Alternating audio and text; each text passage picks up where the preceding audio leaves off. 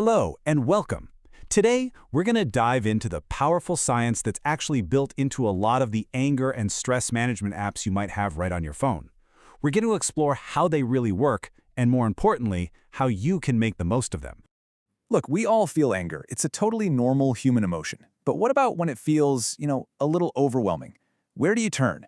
Well, what if I told you that a really powerful starting point for understanding and working with that anger is probably closer than you think? So here's what we're going to cover. We'll start with the tools you can get to right now, then we'll look under the hood at the science that makes them tick. We'll learn a new way to look at your thoughts, walk through a core skill step by step, and then see how it all comes together through practice. Okay, first up, the tools that are literally in your pocket. It's no secret that in the last few years, mental wellness has gone digital. There are hundreds of apps out there offering support right from your screen, anytime, anywhere. And if you open one of these apps, you're going to see a whole bunch of tools, right? Things like guided breathing, mindfulness trackers. They're all super common and can be really helpful. But today, we're going to focus on the engine that drives many of the most effective features, a method called cognitive restructuring.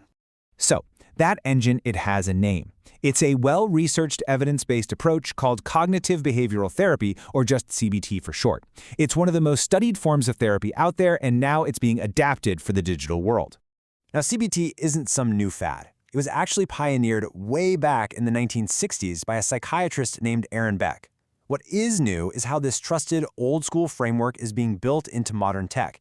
Everything from simple apps to some pretty sophisticated AI chatbots that can offer personalized support.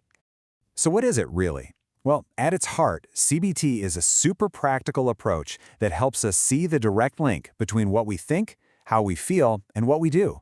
The whole goal is to learn to spot and gently shift those unhelpful thought patterns that so often lead to difficult emotions, like anger. This right here, this is the absolute core idea of CBT, and it is a big one. It's not the traffic jam that makes you angry. It's your thought about the traffic jam. This is a total disaster, I'm going to be late, everyone else is an idiot. That's what fuels the feeling of anger. For a lot of people, just getting this concept is a complete game changer. And here's how that whole process usually unfolds. First, there's a trigger. Something happens. That trigger sparks an automatic thought. And I mean, it happens instantly. That thought then creates a feeling, and that feeling drives a behavior, like yelling or, hitting the steering wheel. CBT helps us find a way to step into that cycle and slow it down. This brings us to probably one of the most empowering ideas in this whole practice. Just because you have a thought, that doesn't make it true.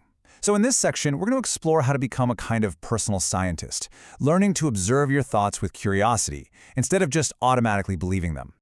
I absolutely love this concept from Beck's original work. It reframes you, the user, as a personal scientist. Your automatic thoughts aren't solid facts, they're just hypotheses. And what do scientists do with hypotheses? Well, they gather data, and they test them to see if they actually hold up. So here's the crucial point. Intense anger often isn't a direct response to what's happening. It's a response to what the research calls faulty information processing, which is really just a fancy way of saying distorted thinking, or, glitches in our thinking. Our minds take these little shortcuts, and sometimes they lead us down a path of frustration and anger. The very first step is just noticing this happens. Okay, so how do we actually do this, right? How do you become a personal scientist for your own thoughts? Well, one of the most effective and widely used tools in CBT is something called a thought record. And this is what one looks like. I know, it might look like a lot of columns and a bit like homework, but it's really just a structured way to walk yourself through that scientific process of examining a thought. Think of it like a blueprint for slowing down that automatic cycle of trigger thought-feeling behavior. So let's break it down real simple. First, you just write down the facts. What happened? Then you note your gut reaction, your feelings, how strong they were. Next, and this is key, you pinpoint the automatic thought that popped into your head, the one that really stung. Then comes the scientist part. You gather evidence for that thought, and then you gather evidence against it. And finally, you use all that data you collected to build a more balanced, realistic thought. Okay, let's make this real. Imagine the situation is not getting a job. The automatic or hot thought is something like, I'm completely useless. So what's the evidence for that? Well, you didn't get this job. Fair enough, but now let's look at the evidence against it. You got positive feedback in the interview, you're valued in your current role, you've gotten jobs before. See what happens? When you lay it all out like this, that hot thought starts to look a lot less convincing, doesn't it? It just loses its power. Now you might be thinking, okay, that's cool, but I'm not going to carry a worksheet around with me. And you know what? You don't have to. The real magic happens when you connect this foundational skill back to those tools already in your pocket. So many apps are built around these exact principles. These apps simply make the practice of CBT way more convenient and accessible. And let's be super clear about the goal here. The point of all these tools and techniques is not to stop feeling angry. Anger can be a useful, healthy, and really informative emotion. The goal is to build awareness, to create just a tiny bit of space between the trigger and your reaction so that you get to choose how you want to respond, instead of just being run by that first automatic thought. I want to leave you with this thought from Aristotle from over 2,000 years ago. Learning to manage our anger skillfully, well, it's always been a difficult and a worthy challenge.